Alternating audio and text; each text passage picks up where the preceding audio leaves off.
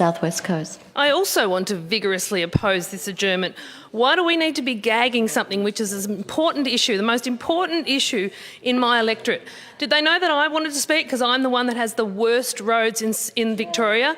VicRoads data that proves that. So what, to keep me quiet because you don't want to hear how bad the roads are, that you really don't understand what the West looks like? I heard Luke Donnell, the Minister for, what was it, Unsafe Roads, Cindy, saying earlier that, you know, out West. Well, let me tell you, out West goes a lot further than the western suburbs, and the people of Victoria's safety right out west to the South Australian border is just as important as someone's safety in metropolitan Melbourne as well.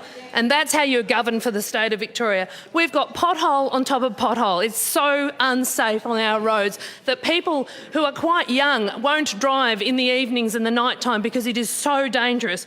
And when we fix the potholes, they just come back again in no time because we're just not giving enough resources to the contractors to do the job. And what did the Auditor-General say? This government has no plan, no strategy. They do not monitor the work. They do not hold contractors to account, and they do not provide enough resources. So yeah, you don't want to hear that from me. I'm sure you don't. And what resources you do give, you don't make sure they're utilised well. My daughter was at a function the other day and handed a bag of goodies with no less than 10 freebies in it, all from the TAC. What was it? A bag of mints, a USB, all with TAC on it. How many times does she need to get 10 freebies in one bag to get the message? It's just wasteful. It's absolutely wasteful. The message is clear. Okay, let's have safety on roads, but we don't give away 10 things to one person and so many of them in one hit to get that message through. It's just wasteful. Just like when the Myman MacArthur Road was fixed, within weeks after the first rainfall, that road fell apart. Well, I ask you, who was holding people to account? Who was monitoring? How could a very new road just completed fall apart within weeks? And of course, when we raised that issue, oh yeah, we embarrassed you. It was embarrassing. I'd be embarrassed if I did a job that fell apart in 3 weeks. Absolutely disgraceful. And what's this government's answer to fixing roads in South West Victoria and South West Coast? Oh, that's right. Put up some 60k zone slowdown signs on major highways like from Portland through to Dartmoor. It's a disgrace. Slow people down?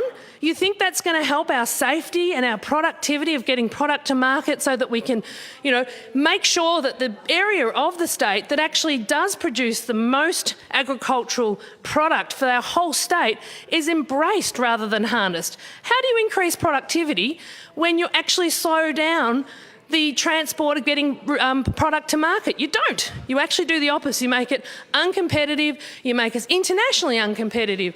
But actually, you know, we've looked at the reports of productivity to the state of Victoria and we're the worst. No worries there, is there? We're the worst. We do not know what productivity means. In fact, I'd ask you what it does mean, and I'd hope you'd try and explain it, but you've got no idea so far.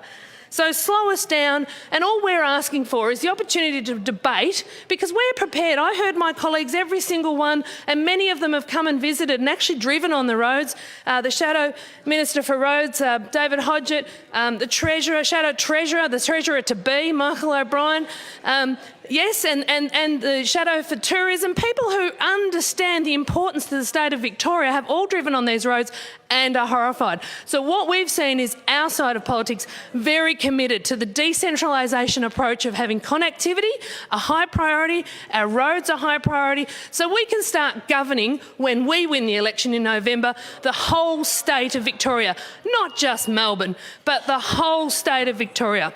Of course we have to govern for the whole state. We want this state to be a state of cities, a state where we embrace the whole community, the community of people who have every right to contribute, but they need the roads to do that. They need the roads to be informed, that can take product to market. I have a constituent who has a bluestone quarry, and when he was taking bluestone pitches down to pavers, down to Ackland Street, They were broken by the time they got there. I think if that doesn't tell you the size of the potholes in South West Coast, nothing will.